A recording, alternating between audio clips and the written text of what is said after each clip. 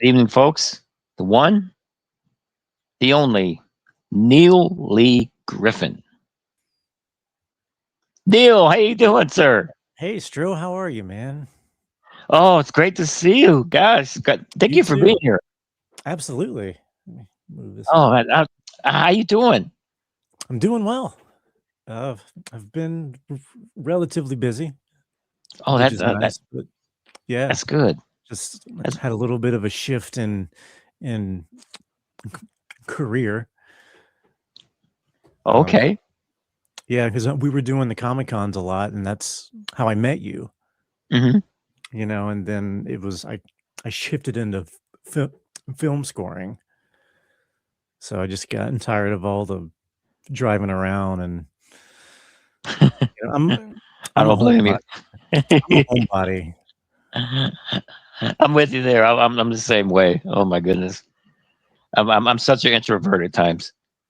Yeah, definitely. The stage presence was definitely learned. Hmm. Like you have to turn it on, Right. and I would much rather be just at home.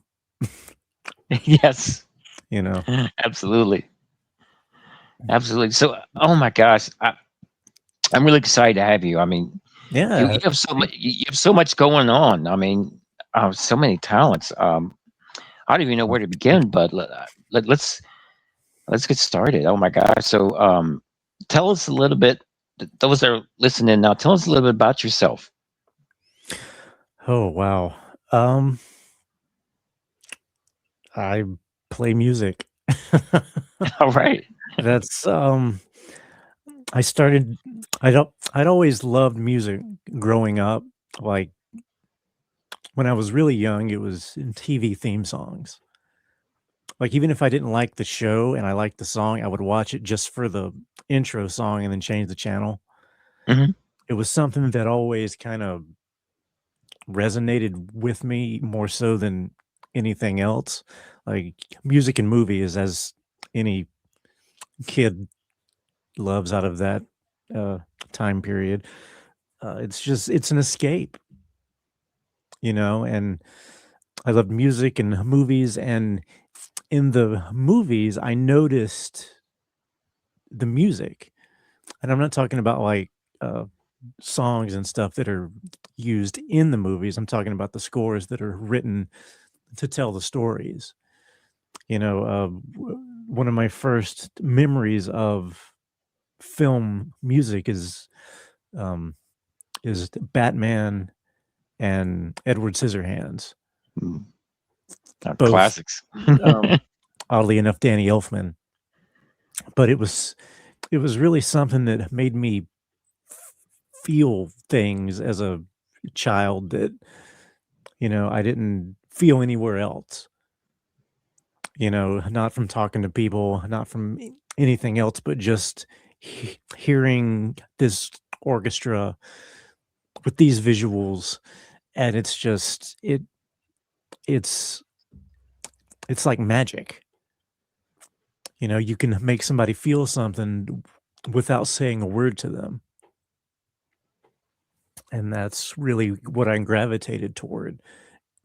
Because it was like you would hear pop songs on the radio, and they've got lyrics, and it's like, okay, here's what verbatim what the singer is telling you how to feel. And in film scoring,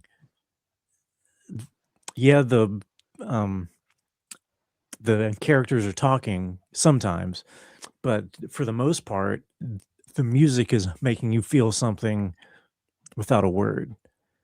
And as a kid growing up stuttering, it was like that was a way I felt I could communicate without stuttering because I didn't have to speak.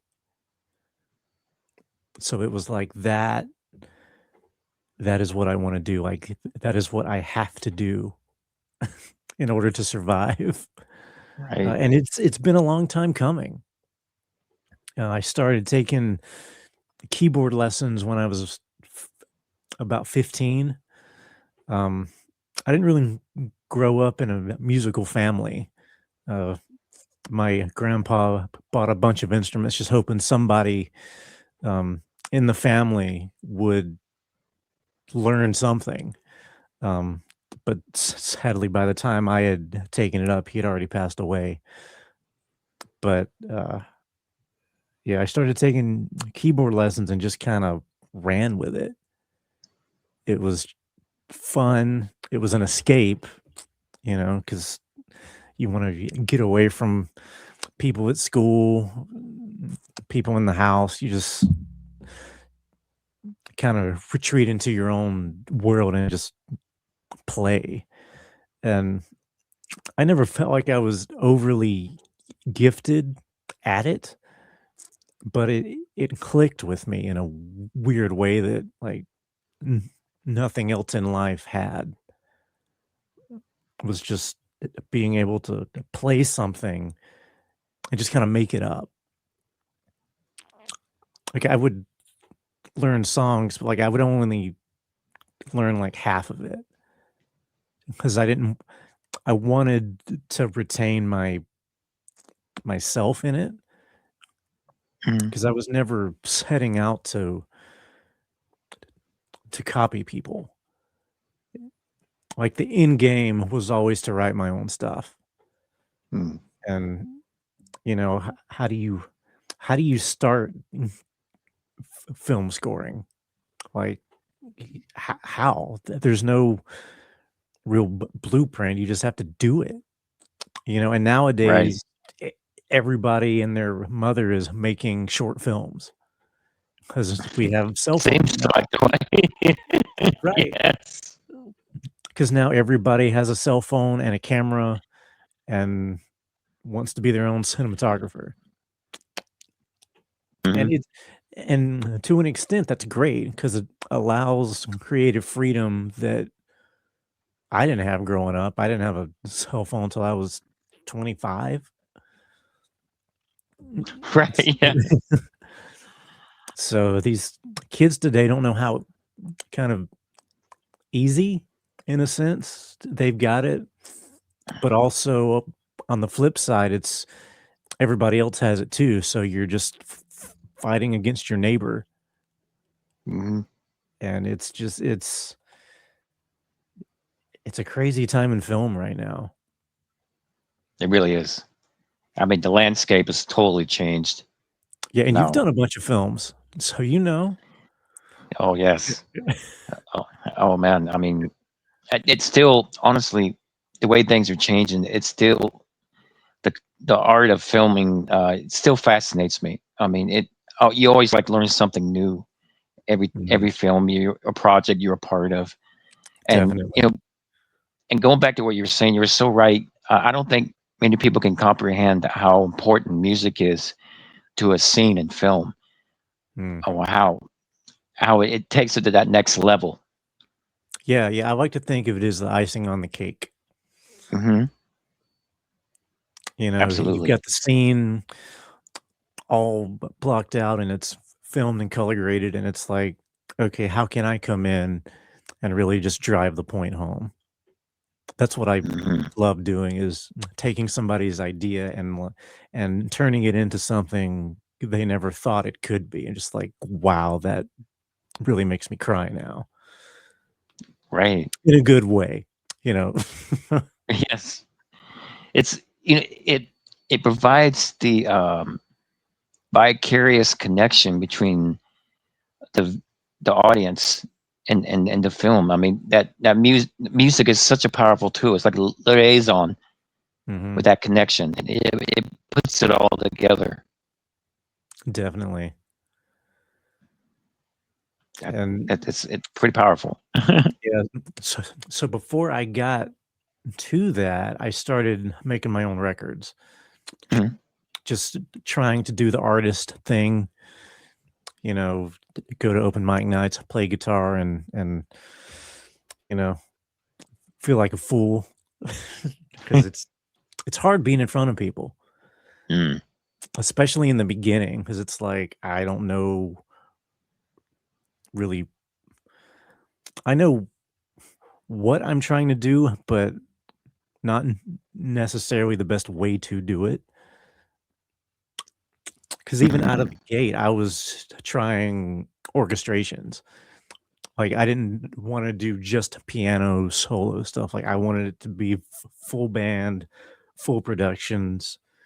So I looked into all these other instruments and like, okay, how can I at least kind of fake it for the time being? So Great. I put out a couple records under my own name, and then I got married, and we turned it into Antler Hill, and I think that's about the time we met. Mhm. Was it? Did you know me prior to Antler Hill? It's been so long ago, I can't remember. Um, I've seen you. I've seen you around the Comic Cons, different events I went to, and I heard a little bit about you, but you know, once I got to meet you and everything, and you and your wife Antler hear more about the products that you were doing, and how talented you were. I mean, it was just amazing. Some of the Thank things you. I mean, you putting your own twist on it. I mean, it was pretty awesome. Yeah, and like I always liked the theatrics. Mhm. So I was always kind of like dressed up like a scarecrow because that was my it got easier when I stopped being myself on stage. Mhm.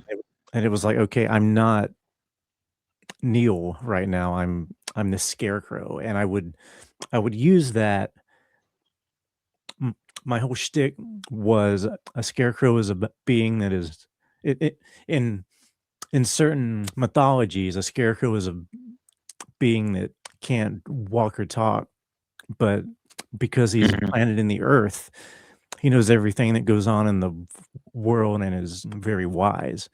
And using that as a Mm. vehicle to say that if you stutter or if you're silent, that you're not kind of stupid, sort of the way Hollywood has made us out to be, or like the butt of the joke because we're not Mm. fluent and just trying to let other people know that we're in my shoes, that you can do this if you want. Like, you can get up on stage and do it if you find kind of your own avenue, and not try to do what somebody else has already done.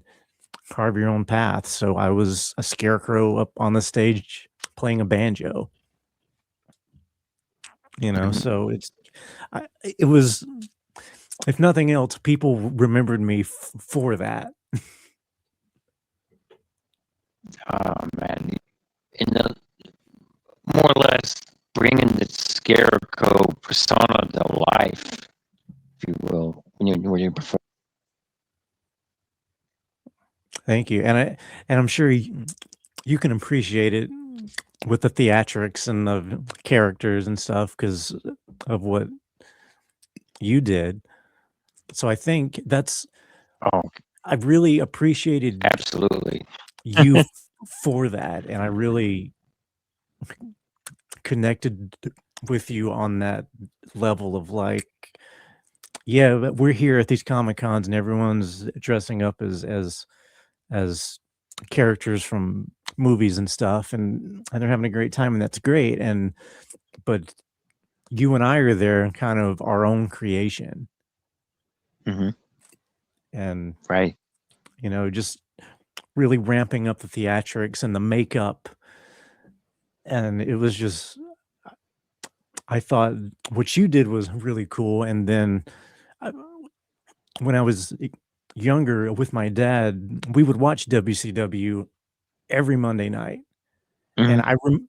I remembered you because after I met you, I went and looked you up, and I'm like, it sounds so familiar because you had sort of changed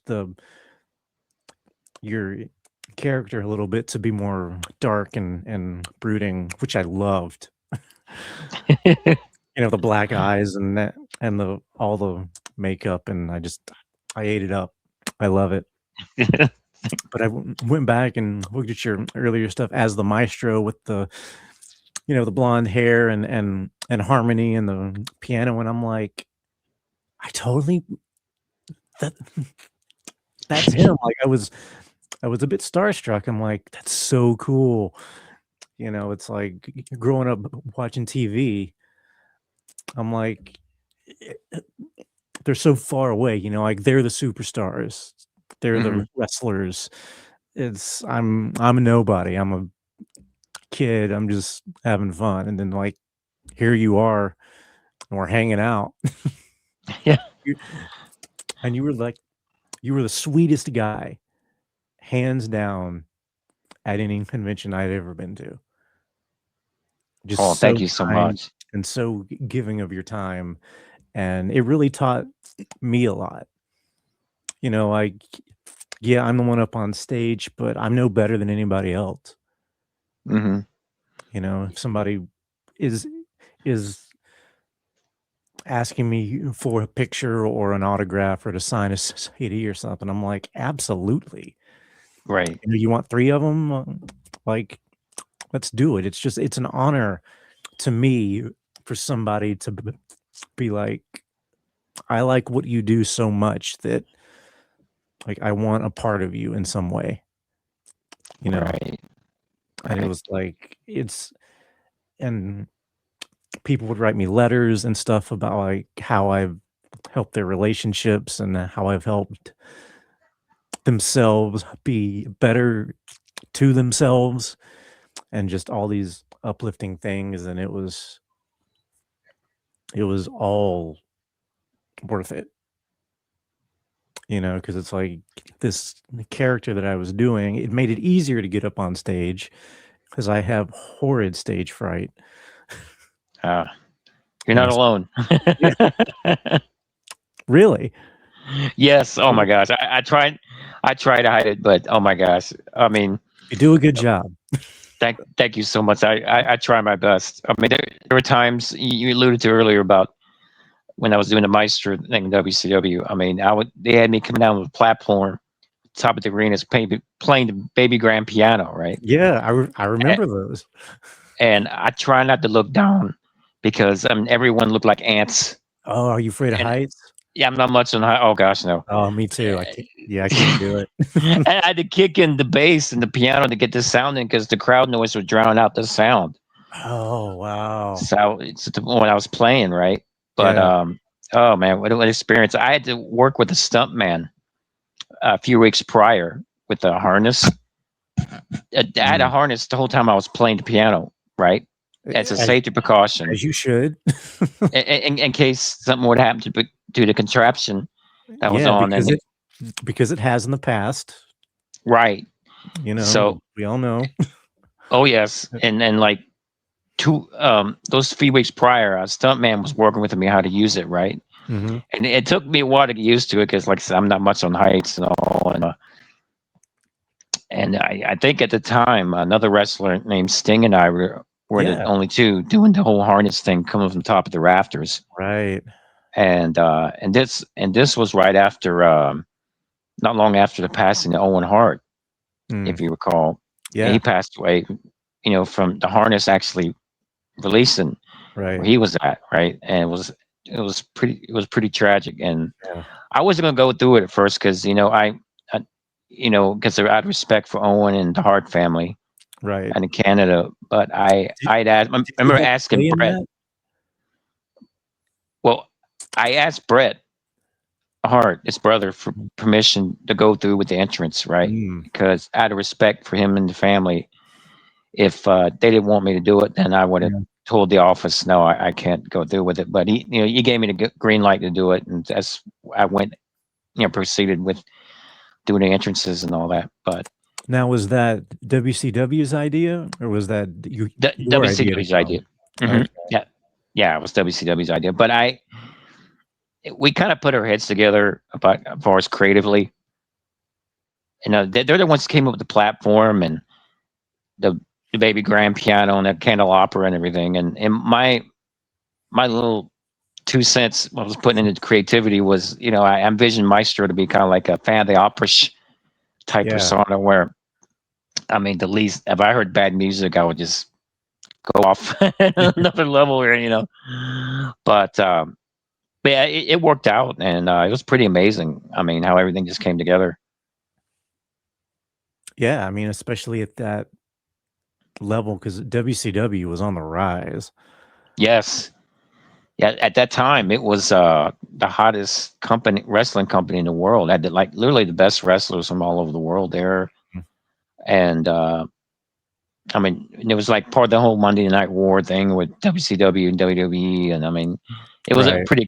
pretty exciting time. And we were like on MTV and Yeah. TBS, and man, that was pretty wild. TNT. Yes. Yeah. How many years were you with WCW? Well, contractually, I was there for 3 years, but I was there nightly for most of the '90s, off and on, between with them and other wrestling promotions around the world I'd travel to, because I was pretty much a world traveler at that point with the Really? wrestling. Yeah. What's what was your favorite place to go? Oh gosh. I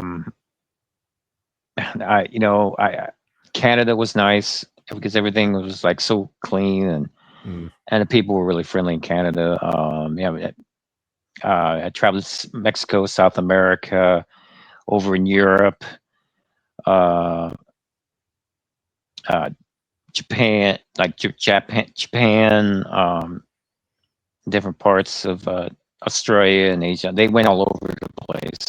right. WCW did, and it was a really exciting time. I mean, believe it or not, there's still a few places in the world I'd like to go to, and some I'd like to return just for to enjoy the history, because I'm a big history buff, right? And Nice. a lot of places I went to, I didn't have really time to soak it in and enjoy it like I wanted to. So, Right, um, right. but it's fascinating. I mean, it's a learning experience, the travels and meeting people, and um, it educates you like really quick. Right. I'm sure. Yeah. So, it's time, always cherish, no doubt. And even before wrestling, I was in theater for a while and acted in many plays. I was in the Cats play, the Nice. Broadway Cats, and those cat suits were so hot. I don't remember how hot they were. What was your Um, character in Cats? I was one of the dancing cats Okay. in the background. I forget the name of the character cat I portrayed, but I was that. I was the dodo bird in Alice in Wonderland. Nice. I was Moses in the Ten Commandments. I was the king that got betrayed in Macbeth. So I did various plays, and my theater teacher, oh, she could have kicked my butt when I got into wrestling. Right? She Really? wanted me. She wanted me to pursue the arts and everything because Right, right, right. you know she thought I had a future there. And but then when she saw how theatrical I was making myself out to be with the wrestling, right? Mhm. She forgave me, and especially when I got into more into acting with film and television and everything. So, but theater, I mean, the theater was the catalyst that set it all off. Set me all these different directions, and I always have a deep love for theater. Nice. But yeah, it's been a crazy life, but just blessed to be here, alive and well with you. Right. Yeah, I know that there was a time where we were pretty concerned. Mm. Oh yeah, it was quite the journey to pass for years, but thank you Jesus, thank you God, it got me out of just the pit I fell into, and then the thing was, it was like totally unexpected, and I never thought in a million years any of that would happen to me, but some Right. that there are times when bad things happen when you least expect it, and but thank God above, I got out of it. I mean, there was one point where I couldn't even like talk or walk. I just got out of a coma, and Wow. I literally had no memory or nothing. I was cut off from the world, and there were certain people that cut me off from the world I didn't know about till later. So I had Wow. friends once I got my memory back, and friends were reaching out to me, worried about me, and it turned out they were being cut off, right? And it turned out this whole conspiracy, trying to take me out of commission more or less. And Right. Yeah. We were hearing bits and pieces of, and you don't have to go into any detail that you don't want to, but oh Jess and I are over here just like, what can we do? Like yeah, I it's wish so to God just I could have reached out unsure. to you guys. I just didn't know how to do it at the time. I was literally cut off the grid. Wow. I was cut off the grid. I was abandoned, and it took me a while to get out of that situation I was in. I was in a dangerous environment next to a hospital, and yeah, and literally my stuff was stolen from me. Oh I, no. I pretty much lost everything at that point, and it was just out of my control. Um, I mean, there were people that were out just to erase me off this planet, and a lot of them were and I trusted them, Hmm. and I thought were friends and thought they were family, but live and learn, right? Hey, tell They me about it. weren't. Classic case of wolves in sheep's clothing, right? Wow, man. But I hate it for you. I really do. Jesus saved my life. I almost died like several times, man.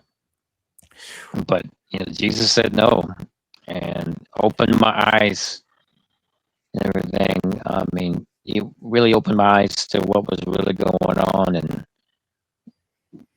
I mean, once your eyes, you can see things for what they are. You can't unsee it. You know what I mean? Right. You, it's like a whole new perspective. And so, but yeah, I'm you know blessed to be with you, and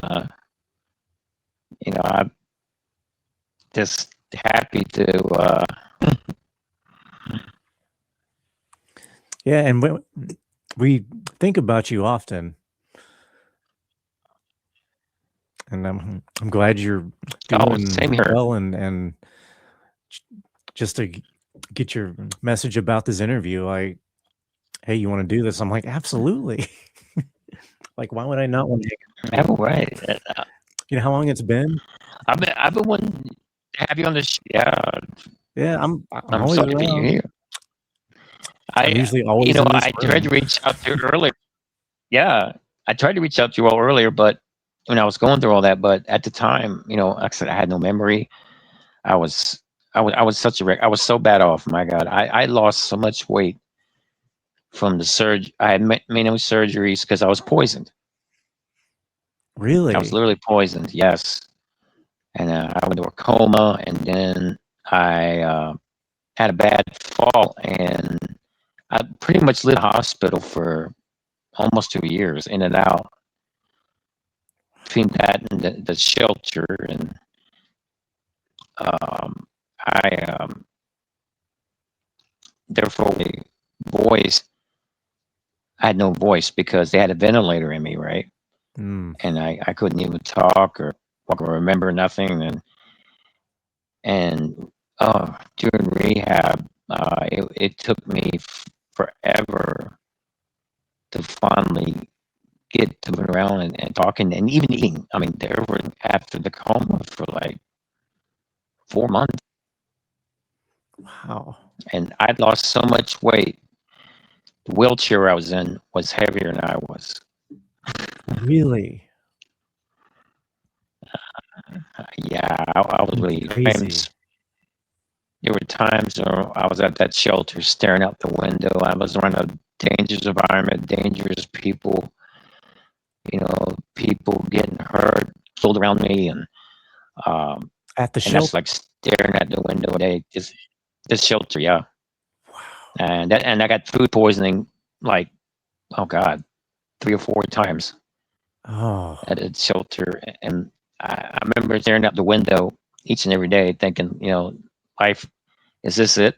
Is this the end? Right? I mean, life is over, and but Jesus said no, and Jesus told me not to give up, and I didn't, and an angel that I met a few years back finally got a hold of me and got me out of that situation. And some friends reached out to me that were being blocked, finally got a hold of me, and uh, thank God they did. And they brought me out of that.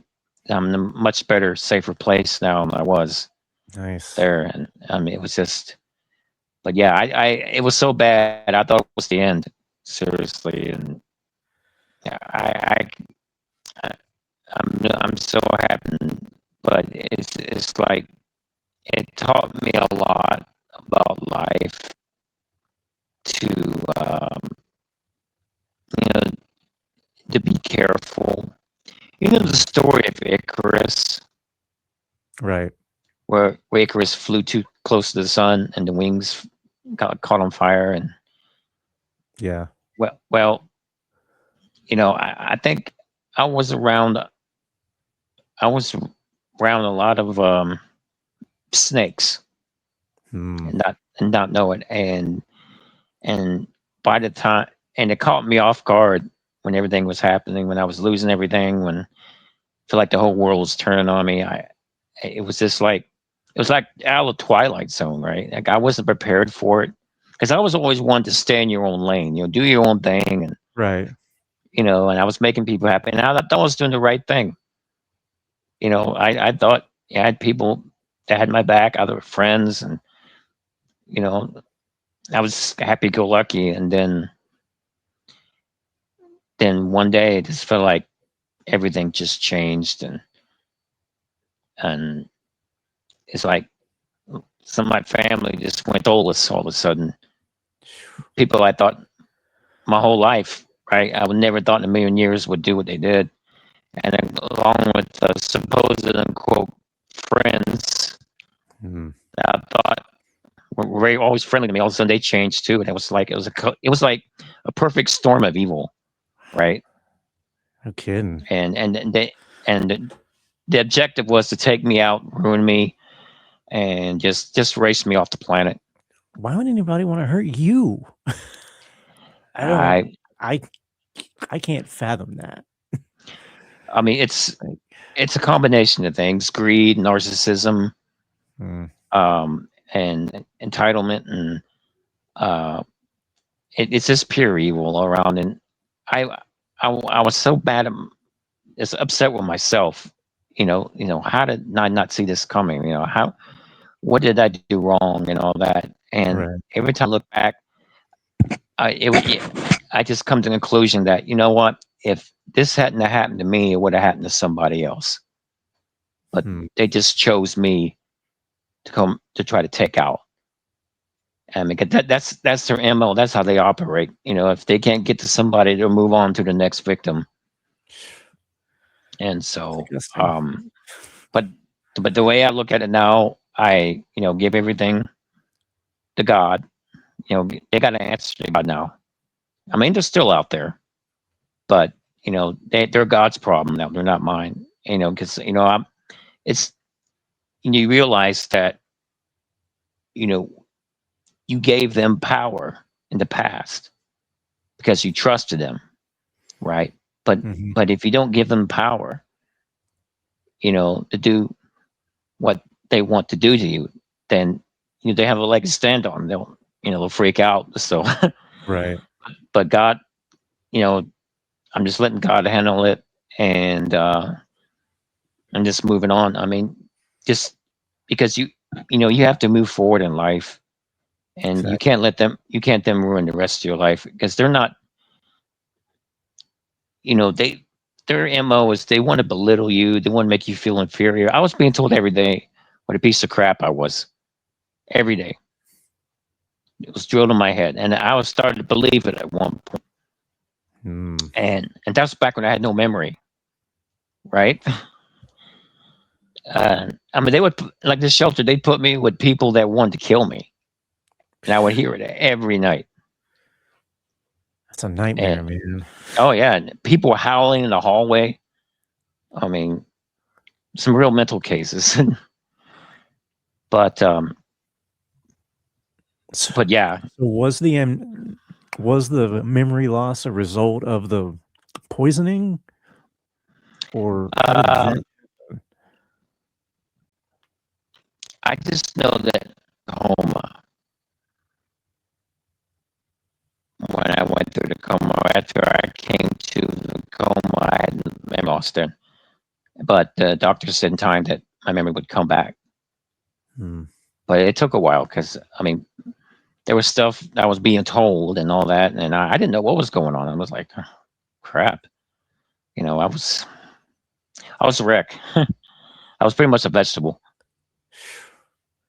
But yeah, it was crazy. And I never want to go through that again. I never want anybody I know go there. No one should. No one deserves to be going through that or being treated like that. And so I got to do that too. I mean, they're still out there, but they have God to answer to now. To I'm not. They had over me in the past is gone. They have no control over me anymore or anything like that. You know, it's like fool me once, shame on you. Fool me twice, shame on me. Right? Yeah, So, that's crazy, but man. that's why I stress. I tell people now it's like don't let nothing belittle you. Don't let nothing degrade you or turn you away because you just don't realize how important you are in your life to God. I mean, God wants you to be around. God wants you to do well and be successful what you do, and wants you to be happy. And because God knows you're important. I mean, He didn't. God doesn't make junk, and He made everyone with a special purpose. And He said, I'm I'm the same deal. I mean, I'm here because of the Lord, and it's not because of my doing, and I'm going to see through what the Lord has in store for me. So, but we have to start believing in ourselves, right? And not letting Definitely. things and It's hard entities sometimes, and though. yeah, You because you know? got all these dark forces trying to degrade you, and if we take half or part of the energy into help building each other up instead of bring each other down, can you imagine how much we can accomplish in this world? Oh, I know. I know.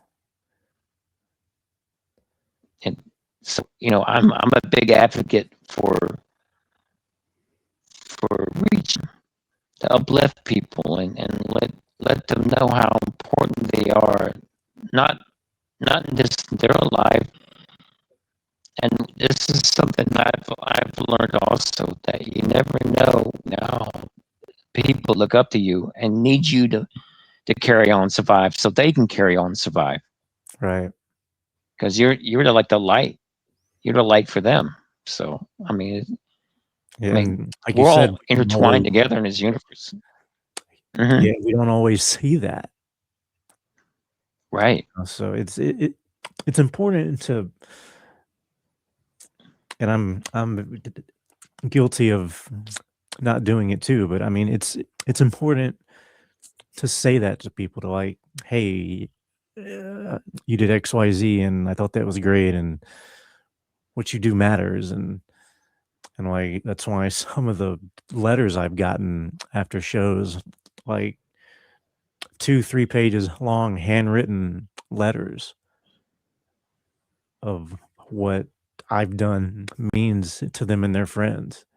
Hmm. It's like, it makes every bad show, every, you know, problem traveling worth it, Right. to know that you made somebody's day or their weekend or their week or their month. But I think it's important, if you can talk to that person, just to say, you know, "Hey, what you're doing is great. I'm thinking about you, things like that, because one small I'm thinking about you goes a long way, because we like to be thought about as human beings, you know, Hmm. and it's whether it's trying to find work or something else, it's like, hey, keep at it, because Right. especially with what I do, f- film work and music, it's not a steady job. It's Hmm. projects here and there, and they're all done by different people. So it's like, you're auditioning. It's kind of like being an actor. You're Hmm. auditioning and you're hoping you get the call back and you're nervous because you haven't heard anything in a couple days. And it's like, oh, I could have done it Yes. better. Oh, I totally suck at it. Why am I doing this? And you're just ripping yourself apart.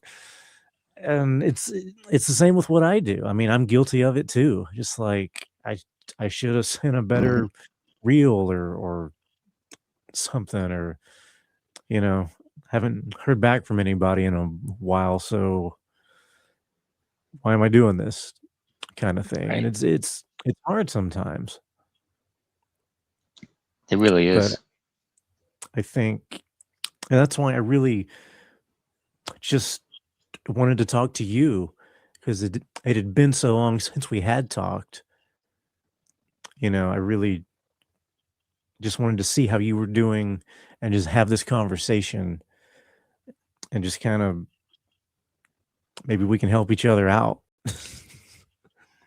and just talking Oh, about stuff, absolutely. 'cause sometimes it just helps to talk. Absolutely. I wanted to have this conversation with you for so long, and now we have a public forum to do it. It's great. Yeah, I'm glad you asked. It's and I'm glad you're doing okay because, like I said, there was a time where we were pretty nervous for you. Oh gosh, yeah, I was. Uh, you guys' prayers did wonders for me. It really did, because I mean, it was such a bad time, and man, I thought about you all every day when I was recovering, and it was just Mm. Oh, it's I felt like that scene in The Dark Knight Rises mhm. where Bruce Wayne, he injures his back in the battle with Bane, and he's Yeah, in this yeah, prison, down in and the he's trying to pit. the pit. Yeah, he's trying to climb out of the pit, but every time he tried to climb the pit, he stumbled and fall, Yeah. and that was my whole. I felt like that was my whole journey when I was going through all this, and I Wow. was I was trying to climb to the light. And, yeah, Fallen. I Wow. mean, I know it's a silly analogy, but I mean, that's what it felt No, like. it's not silly at all. It's climbing out of a literal dark hole. Mm, yeah. And I love a good Batman analogy anyway. Like I'm a huge Batman fan. Oh yeah, that was same. But yeah, so I mean, it's been a journey, it really has, and I'm still dealing with my health right now, certain things, but I've come a long way from what I was, Mm, and in a much safer place. I got some good doctors helping me out, and awesome. all that. So yeah, I'm really really blessed. Even though I have a ways to go, I'm so blessed to be where I'm at now and be out of that situation. Yeah, And I'm so happy to hear that, man. so yeah, and I'm not too far from you guys now too, so I'm closer Really? than I was. Yeah, Oh, where, yeah, because where are you? I Are you was still in North Carolina? no, I just moved back actually, like a year or so ago. Okay. Um, because I was out in Texas, forbidden, Oh, unfortunately. Um, wow. Yeah, that's a way to yeah, say. eh, yeah. Oh, oh gosh. And so I'm back down this way now. I'm not where I was in North Carolina. I'm in another place, North Carolina, Okay. more towards like Myrtle Beach Oh, I got you. now. Yeah, I'm just outside of Myrtle now, but I'm very happy to be back back this way, right? And so, but yeah, it's nice here. You Yeah, know, it's pretty cool, and like got some good doctors, and a good church I go to here, and everything, and people real laid back. So that's good. yeah, so it was much needed, Yeah. and Oh, it's I'm given me sure after that. it's, and it's given me time to heal too, and Mm. kind of get my bearings together, and Yeah. I have a new cat named Glory, Oh, awesome. and she's a sweetheart and so Yeah, smart. it's okay to take it slow. I feel like everything we see on social media is like you got to grind and you got to always be going. And, you know, if you're resting, then you're weak. It's like you need time to heal sometimes. Right. You really do. And it took me a while. Like I said, I've been, God, what I've been doing lately, there's a few like local shows I do commentary on for Mhm. wrestling events and everything. And I, I haven't been to a comic.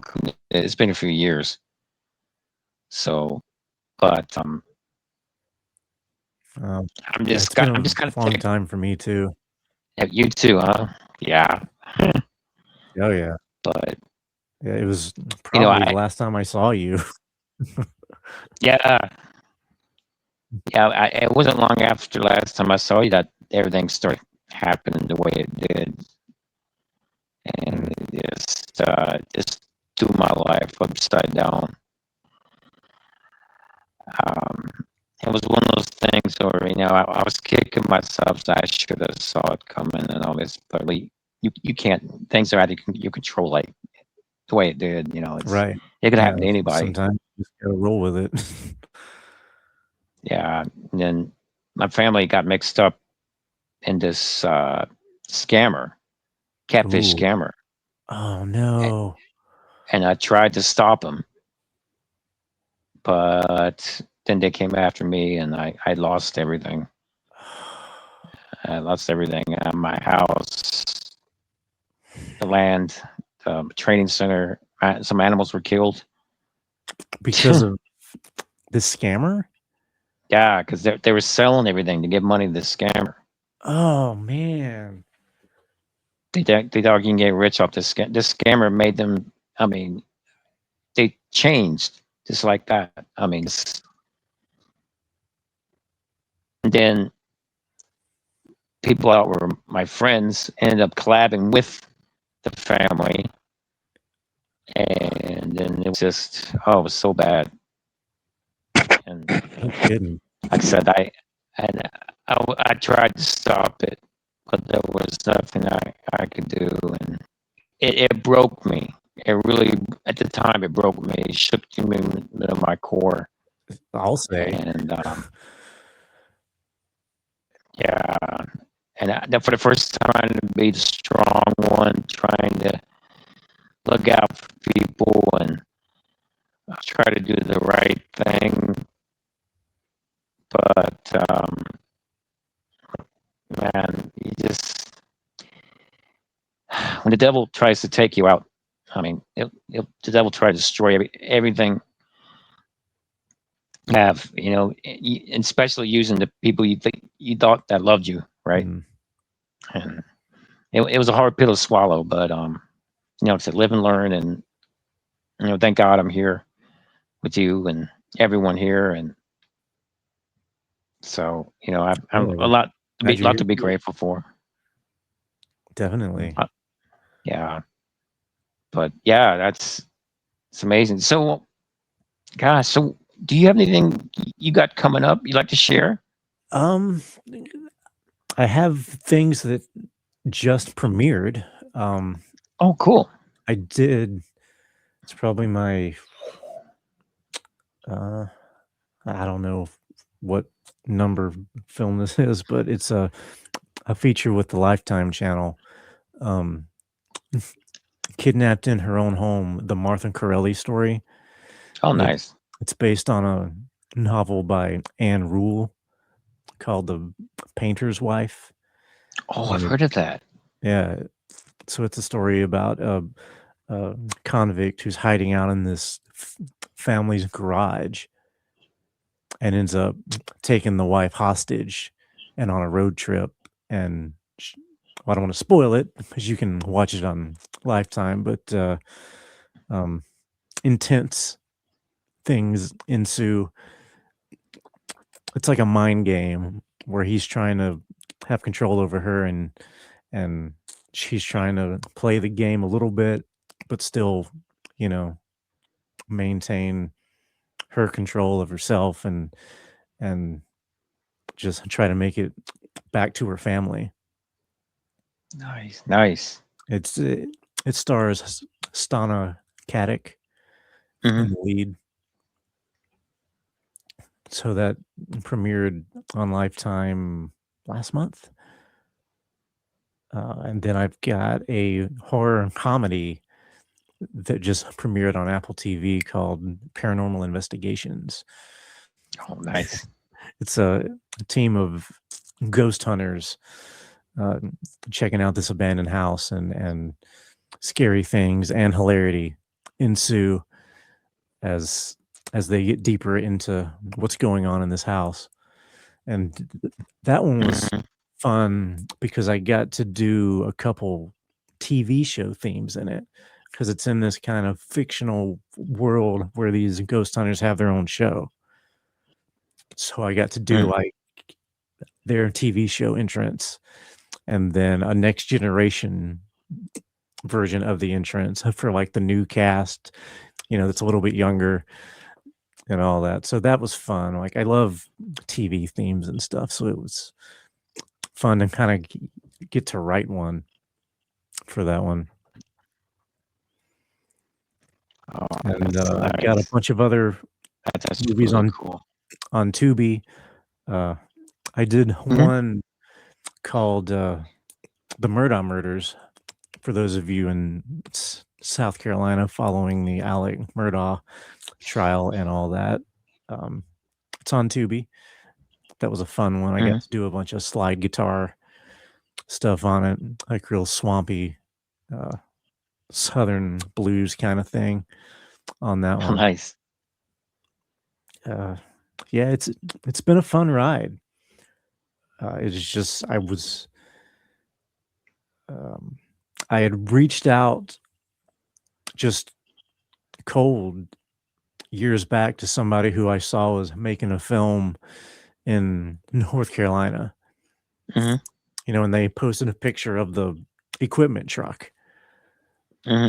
with all the gear and the actors and stuff, and it was like, this is a bigger production. Like that would be really cool to do something like that, and then they reached out to me, and I got that gig that I'm thankful for, and that one led to another, and then I got uh, a few Tubi movies, and then a Lifetime movie, and then another Lifetime movie, and it just kind of snowballed. So I'm really grateful uh, for for all these opportunities to kind of just do what I love, and that's to tell stories in music.